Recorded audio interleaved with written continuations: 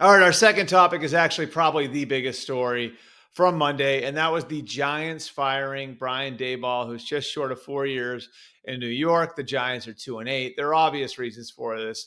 The trajectory of the franchise is the biggest one. They've gotten worse in each year that Brian Daboll has been there, and they've lost 4 games in a row. But I don't think it's just how that they've lost 4 games in a row. It's how they've lost those 4 games. They blew a double-digit lead in the fourth quarter against Denver, and once again they blew a double-digit lead in the fourth quarter against Chicago. It just does not look like that team is heading in the right direction right now. And I think organizationally, they believe that they've got the core there for a winner. And look, like there have been injuries. Malik Neighbors is hurt, but you've got a franchise left tackle in Andrew Thomas. You've now got a rookie quarterback you feel like you can build around in Jackson Dart. Cam Scatabo showed promise before he got hurt as well.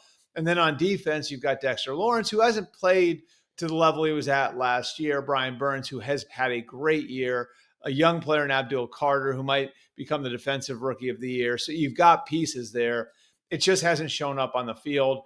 And so now they're going to get a look over the next 2 months at Mike Kafka and evaluate where they are organizationally. But I think the really big thing to take away from where they're at right now is how many different things they've tried and how they actually gave this one some runway.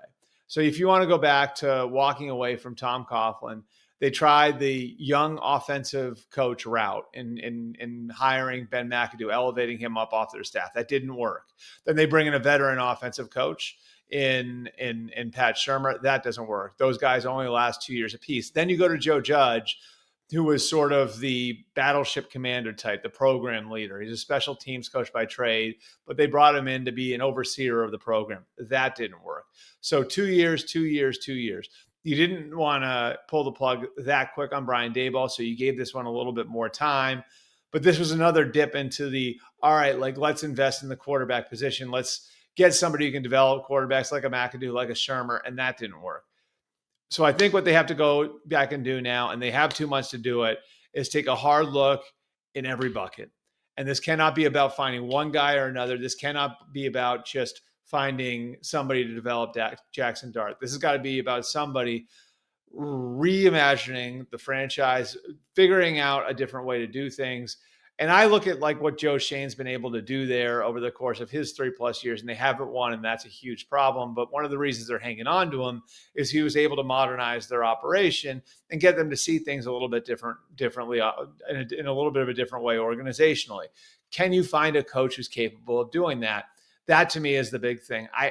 I can't say for sure that they're going to get this one right because they got the last 4 wrong. But there are good people at the top of that organization, and they have something to sell now. This is obviously a Tiffany job. This is one of the flagship franchises of the National Football League, right there with the Packers and the Steelers and the Cowboys. So you have that going for you. You have a young quarterback who a lot of people are going to like in Jackson Dart. You're in New York. So there's a lot to sell here. I think it's incumbent on the Giants to look at everything. Look at offensive coaches, look at defensive coaches, look at first-time head coaches, look at experienced head coaches, look at college head coaches. You have to turn over every rock. And maybe that leads them back down the road of trying to hire a Nick Saban or a Bill Belichick. Maybe that leads them down the road of going and hiring a young offensive coach. Whatever you wind up doing, I think it's incumbent on the Giants now to use the time that they have to look under every rock and try to find somebody who can lead their program going forward, not just lead the offense or coach the quarterback, but lead the program going forward and work together with some of the people in place, because they have turned over a lot of the rest of their staff, much more so than they did during any of their other coaching changes since 2022.